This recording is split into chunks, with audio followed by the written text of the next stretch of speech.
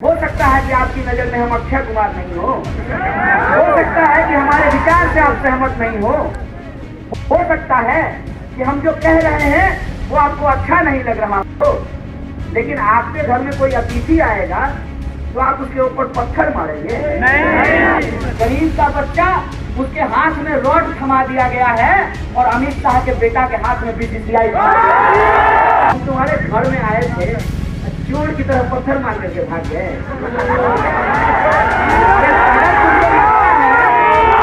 अगर तुमको लगता है कि तुम देशभक्त हो तो आओ न, सीने पे खाओ न गोली।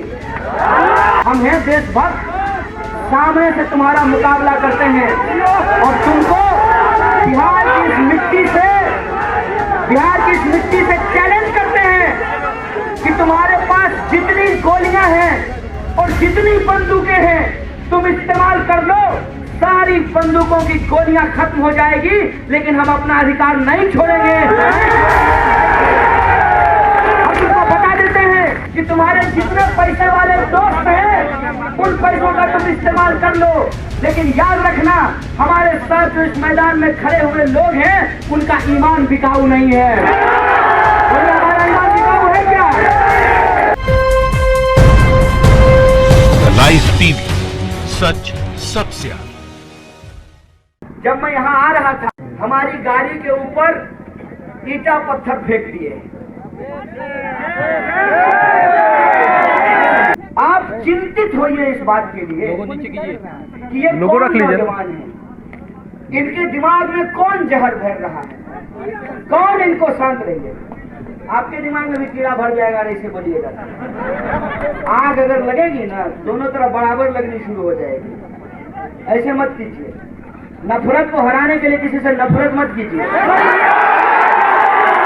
को हराने के लिए अगर आप नफरत करेंगे तो अंततः वही जीत जाएंगे। इस बात को आप समझ लीजिए। आप सोचिए कि हमारे नौजवानों के दिमाग में ये जहर कौन भर रहा है, कौन उनके दिमाग में नफरत भर रहा है। इस पर आप विचार करके देखिए। ये देश के जो युवा हैं उनको क्या कहा जा रहा है? उनको कहा जा रहा है कि तुम्हारा धर्म खतरे में है। मैं बताता हूं दोस्त, मेरा नाम कन्हैया है, मेरा नाम कन्हैया है। कान खोल करके सुन लो। अगर तुमको अपने धर्म पर भरोसा है, तुमको अगर अपने भगवान पर भरोसा है, तुमको लगता है कि तुम सच्चाई पे हो, तो सत्य ही ईश्वर होता है। इस बात को याद रखना। और जब सत्य ही ईश्वर होता है और सबसे ताकतवर होता है, तो तुमको पत्थर फेंक करके ईश्वर को बचाने की जरूरत नहीं है। हमको कोई बताया कि ये अपने आप को बजरंग, मैं ये बात इसलिए नहीं मानता कि बजरंग बली तो लंका में जाकर के रावण का सोने का लंका जला आए थे ना। हम तो आपके यहाँ आए हैं छपरा में। भारत की संस्कृति क्या कहती है? अतिथि देवो भव। अरे आप हमसे असहमत हो सकते हैं, हो सकता है कि आपको मेरी शक्ल पसंद नहीं हो सकता है कि आपकी नजर में हम अक्षय कुमार नहीं हो सकता है कि हमारे विचार से आप सहमत नहीं हो सकता है कि हम जो कह रहे हैं वो आपको अच्छा नहीं लग रहा हो, लेकिन आपके घर में कोई अतिथि आएगा तो आप उसके ऊपर पत्थर मारेंगे नहीं। ये तो हिंदू धर्म की संस्कृति नहीं है, ये तो भारत की संस्कृति नहीं है, ये तो भारत का इतिहास नहीं है। भारत का इतिहास क्या है? भारत का संस्कृति क्या है? भारत की संस्कृति है वसुधैव कुटुंबकम। हम पूरी दुनिया को परिवार की तरह मानते हैं, पूरी दुनिया को परिवार की तरह हम मानते हैं। ये हमारी संस्कृति है। तो क्यों कहते हो जिसका विचार तुमको पसंद नहीं है कि तुम पाकिस्तान चले जाओ? क्यों कहते हो? क्या पाकिस्तान जो है इस धरा पर नहीं है, इस ब्रह्मांड पे नहीं है? किस ईश्वर को मानते हो? कौन से ऐसे ईश्वर हैं जो तुमको इस ब्रह्मांड में एक जीव को दूसरे जीव से नफरत करने के लिए सिखाते हैं? कौन सा धर्म का किताब पढ़े हो? कौन सा धर्म का किताब करवाओ, हमसे पूछो, हम बताते हैं।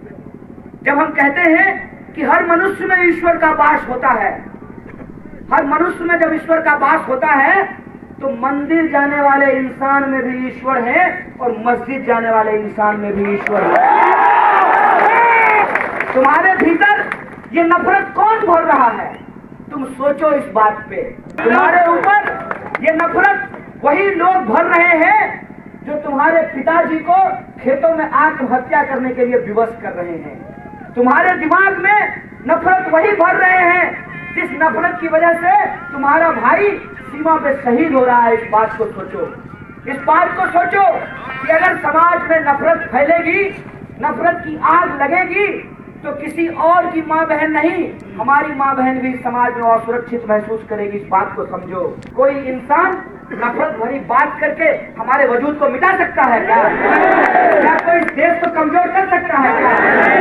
इस देश ने 5 साल के अपने इतिहास को पूरा किया है और इस इतिहास में तमाम तरीके के उतार चढ़ाव आए हैं, तमाम तरीके की सही और गलत चीजें हुई हैं, लेकिन बार बार गलत का मुकाबला करते हुए गलत से बाहर होकर के हमने सही मूल्य को स्थापित किया है। आज इतिहास ने यह साबित किया है कि नाथूराम गोडसे ने बापू को गद्दार बोल करके उनकी हत्या कर दी।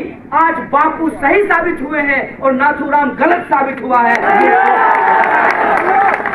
ये इस देश का इतिहास है कि जो लोग नाथूराम को पूज्य मानते हैं, उनकी भी ऐसी मजबूरी है कि जब देश की गद्दी पे बैठे हैं तो मन में भले वो गांधी को गाली दे रहे हो, लेकिन कैमरे के सामने, गांधी के सामने झुक करके उनके ऊपर फूल झुकाना पड़ता है, उनके सामने सच झुकाना पड़ता है।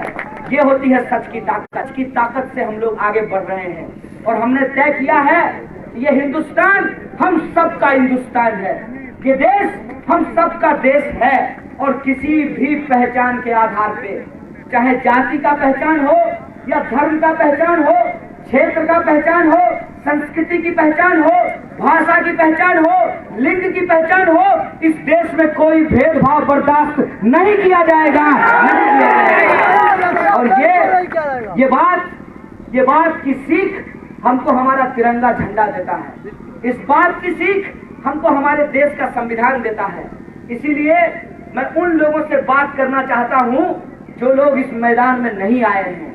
अरे आप लोग तो आ गए हैं, आप लोग समझते हैं कि संविधान की जरूरत क्यों है, लेकिन जो लोग घरों में हैं, मैं उनसे आह्वान करता हूं कि दोस्त, ये लड़ाई किसी को नेता बनाने की लड़ाई नहीं है, कैरियर बनाने की लड़ाई नहीं है, ये लड़ाई किसी को एमपी या एमएलए बनाने की लड़ाई नहीं है, ये लड़ाई किसी को मुख्यमंत्री या प्रधानमंत्री बनाने की लड़ाई नहीं है।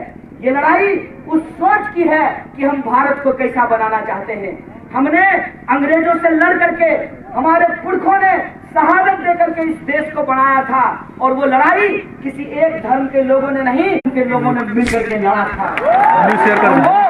वो आजादी जो हमको 1947 में मिली थी, उस आजादी को हमको बचाने की जरूरत है, उस मूल्य को बचाने की जरूरत है जिसके आधार पे हम लोग कहते हैं भारत माँ के 4 सिपाही, हिंदू, मुस्लिम, सिख, ईसाई। हमने इस देश को इस रूप में स्वीकार किया है कि मंदिर जाने वाला हो या मस्जिद जाने वाला हो, गुरुद्वारा जाने वाला हो या बौद्ध मठों में जाने वाला हो, स्कूल में जाने वाला हो या खेत में जाने वाला हो, सरकारी नौकरी करने वाला हो या प्राइवेट नौकरी करने वाला हो, काला हो या गोरा हो। आप सोचिए जो ये नफरत फैलाई जा रही है व्हाट्सएप के द्वारा, टेलीविजन के द्वारा, उससे क्या हो रहा है? गरीब का बच्चा, उसके हाथ में रॉड थमा दिया गया है और अमित शाह के बेटा के हाथ में बीसीसीआई। आप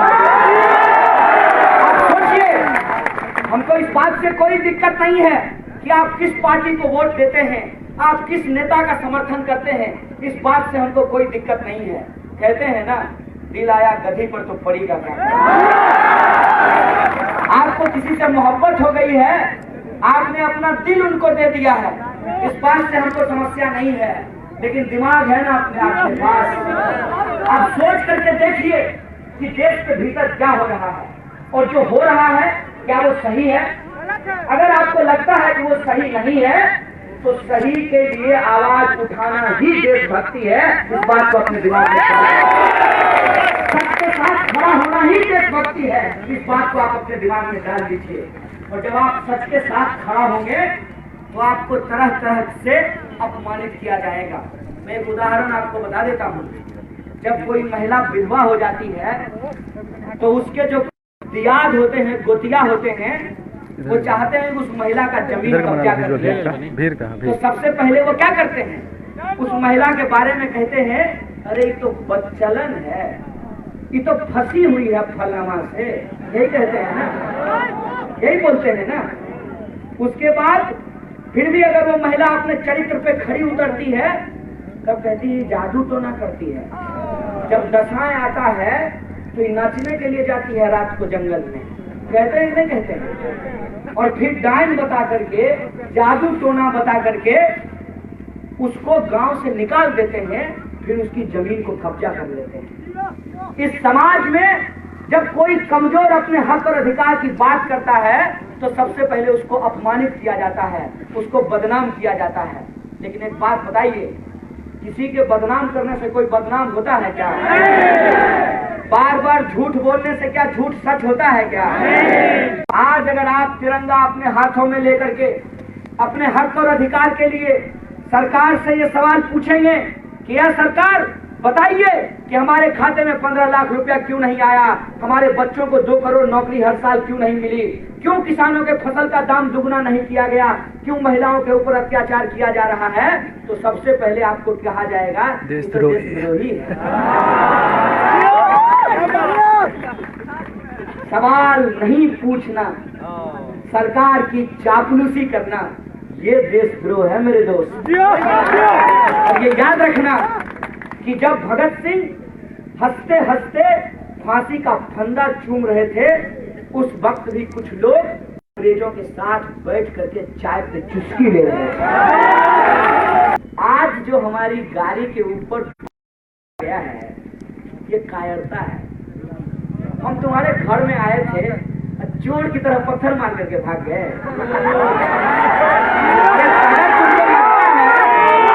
अगर तुमको लगता है कि तुम देशभक्त हो तो आओ ना, सीने पे खाओ ना गोली। हम हैं देशभक्त, हम हैं देशभक्त, सामने से तुम्हारा मुकाबला करते हैं और तुमको बिहार की इस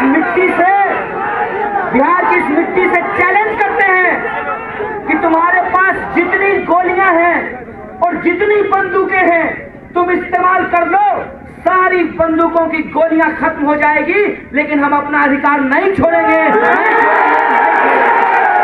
हम तुमको बता देते हैं कि तुम्हारे जितने पैसे वाले दोस्त हैं उन पैसों का तुम इस्तेमाल कर लो, लेकिन याद रखना हमारे साथ जो इस मैदान में खड़े हुए लोग हैं उनका ईमान बिकाऊ नहीं है।